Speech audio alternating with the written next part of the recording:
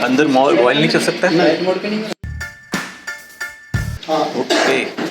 हे कृष्ण, मुझे अपने ही प्रियजनों को मारकर कौन सी खुशी मिलेगी? कृष्ण, मैं युद्ध नहीं करूंगा। मैं पूर्णतः व्याकुल हो गया, इसलिए कृपया मुझे निर्देश दें और मेरे हृदय से इस दुख की पीड़ा को हटा और मुझे मेरा कर्तव्य बताएं। हे अर्जुन, तुम्हें क्या हो गया है? हालांकि तुम एक शिक्षित व्यक्ति की तरह बात कर रहे हो, परंतु फिर भी तुम उस बात के लिए दुखी हो रहे हो जो दुख करने योग्य है ही नहीं। आत्मा अमर है, तुम आत्मा को नहीं मार सकते। आत्मा एक शरीर में तब तक रहती है जब तक उसकी आयु है। आयु पूरी हो जाने पर आत्मा उस शरीर को त्याग कर दूसरे शरीर में प्रवेश कर जाती है।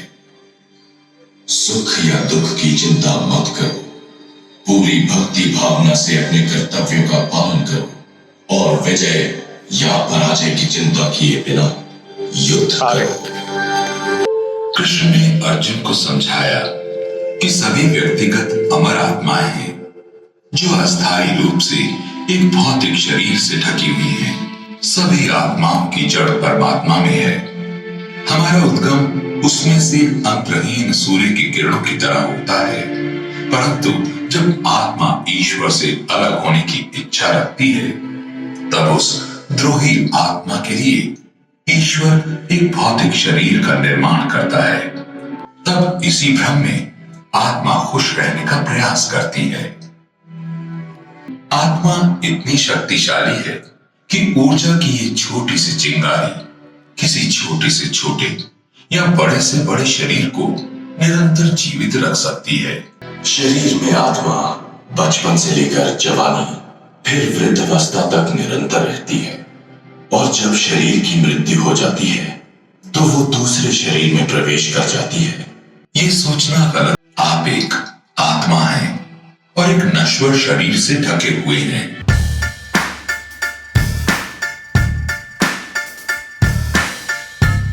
विश्व की अधिक से अधिक समस्याएं शरीर में आत्मा की गलत पहचान करने के कारण है। कृष्ण भी हमारे हृदय में विद्यमान है और वे हमें जीवन और मृत्यु के इस चक्र से मुक्ति पाने में मार्गदर्शन कर सकते हैं।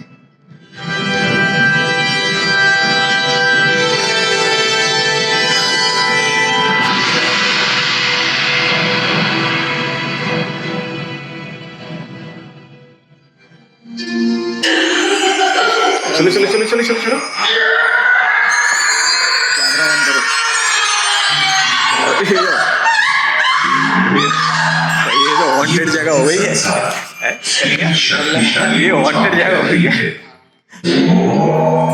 जब आत्मा इस वातावरण में गिरती है तो उसे अपने वास्तविक स्वभाव के विरुद्ध कार्य करने पड़ते हैं और उसे असीमित भय, व्याकुलता और कष्ट झेलने पड़ते हैं। इससे प्रभावित व्यक्ति बहुत उद्यमी होते हैं। ये सदैव अपनी आर्थिक स्थिति और शारीरिक सजावट बनावट को बेहतर करने में व्यस्त रहते हैं। ये मसालेदार भोजन पसंद करते हैं और ऐसे पेय पदार्थ के शौकीन होते हैं जो तंत्रिक तंत्रों को उत्तेजित करते हैं। उनके जीवन का लक्ष्य समस्त विषय सुखों का अधिक से अधिक समय तक भरपूर आनंद लेना है।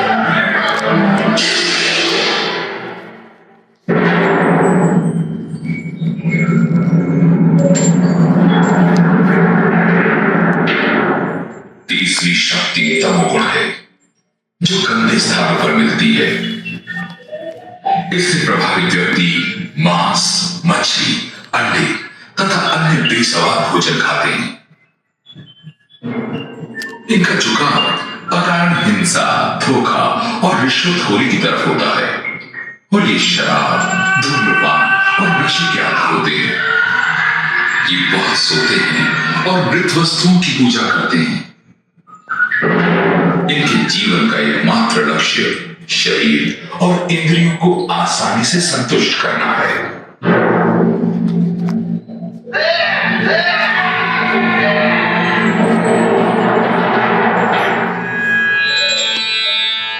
अर्जुन, इन सबों में सत्वगुण सबसे पवित्र और शुद्ध है। ये व्यक्ति को सभी पाप कर्मों से मुक्त करता है, परंतु फिर भी बुद्धिमान व्यक्ति को इसे भौतिक मंच ही समझना चाहिए, जो उसे इस कारागार से मुक्त करता है, ताकि व्यक्ति आध्यात्मिक जगत में मेरे पास वापस आ सके।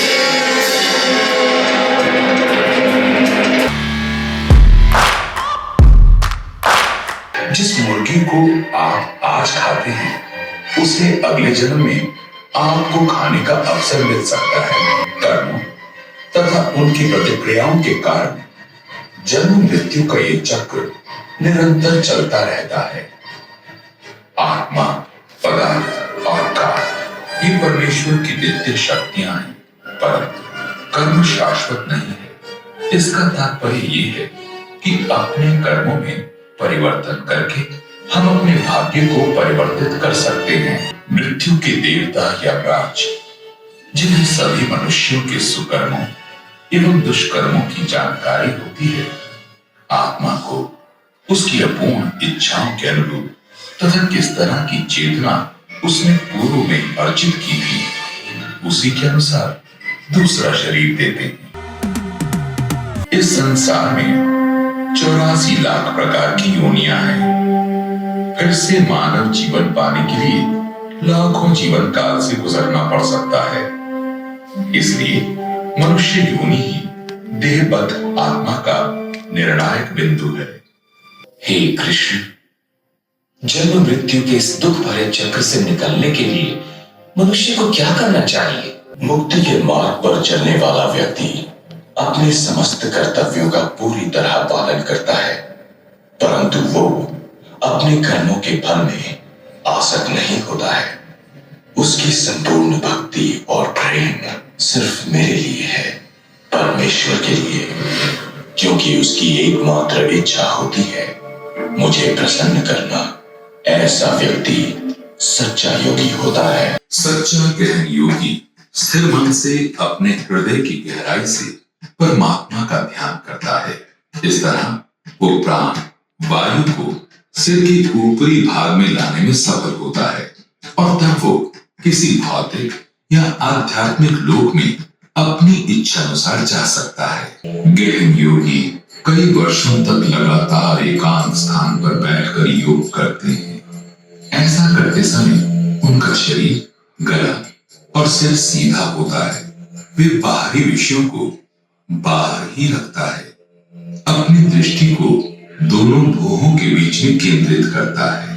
तब वो अपनी बाहर से अंदर आने वाली सांसों का संतुलन बनाते हुए मन पर नियंत्रण रखता है। इस तरह श्वास क्रिया को पूरी तरह रोककर हृदय की गहराई से परमात्मा का ध्यान करना ही उसके जीवन का चरम लक्ष्य है। अर्जुन की प्रतिक्रिया ये थी कि इस प्रकार की योग क्रिया से मन को नियंत्रित करने की अपेक्षा हाथों से हवा को रोकना अधिक सरल है।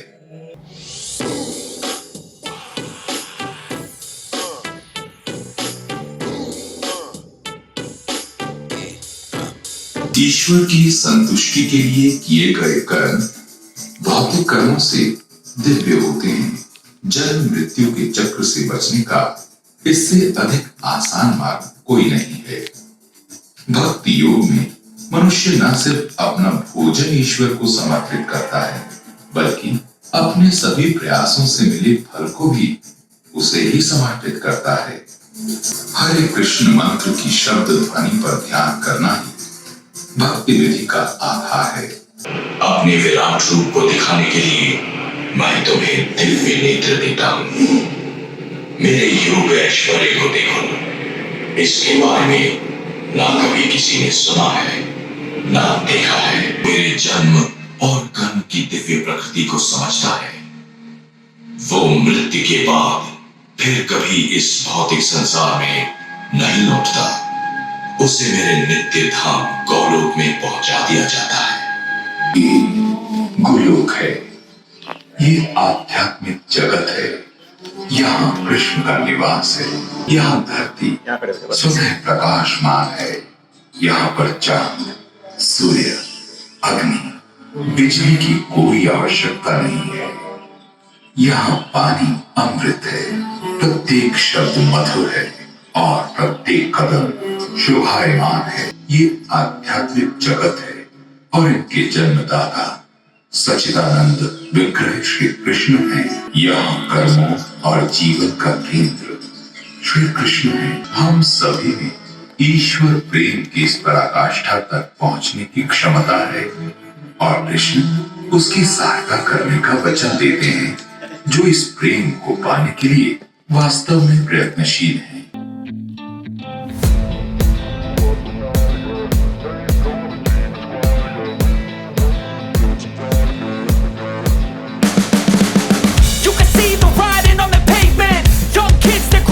तो भाई देखा आपने म्यूजियम कितना बढ़िया लगा देखने में। और मैं आपको एक चीज़ और बता दूँ इसमें कि अगर आप भी आते हैं ना यहाँ पे तो 150 रुपये अगर आपने 150 रुपये का टिकट लिए तो 150 रुपये हो जाएंगे आपको 20 दिन। तो अच्छा लगेगा आपको देखने में। अब भाई मैं आपको दिखाता हूँ कि कृष्ण भगवान कैसे शेषनाग पे खड़े हैं।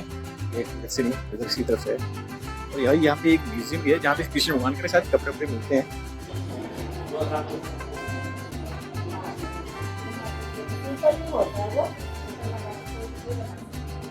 यहाँ से मूर्ति परचेज करना है चाहे तो खरीद सकते हैं यहाँ से।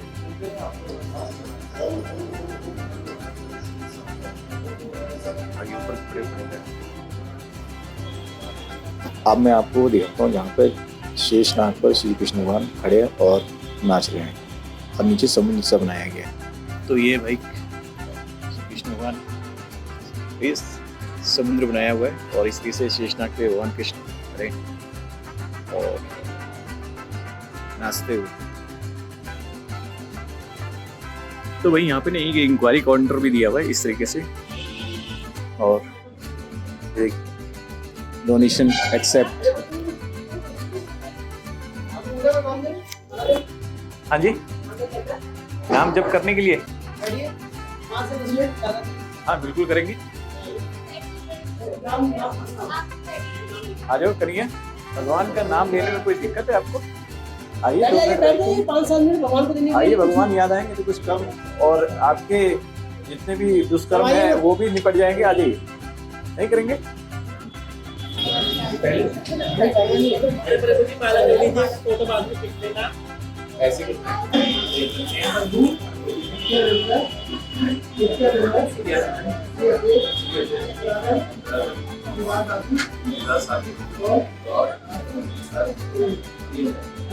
भैया ये मैंने हरे कृष्णा हरे राम का माला जो जपा ना, उसके बाद 5 मिनट जपने के बाद जो है ना, मैं ये भी भूलिया कि मैं चप्पल मैंने गाँव कर दिया, जबकि मैं चप्पल पहन के नहीं आया, जबकि मैं जूते पहन के आया।